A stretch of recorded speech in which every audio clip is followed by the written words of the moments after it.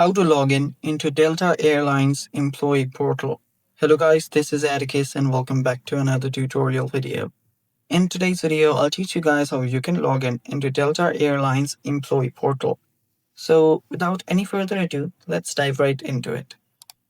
First step is simply search for Delta Airlines employee portal in any of your web browser. I'm using currently Google Chrome. You can use whichever you want. Then right here, you'll find Delta's login option. So this one right here, this website, tap on it and open that up. After you tap on it and open that up, you'll be redirected to this page where you can simply, log in using your Microsoft account. Let me tap on use another account. Now all you have to do is type in your email address, phone, or Skype, then tap on next. Then type in the password for that very account, and then you'll get logged in. It's basically that simple. And that's how you do it. Thanks for watching. Stay tuned for more, and bye-bye. Take care.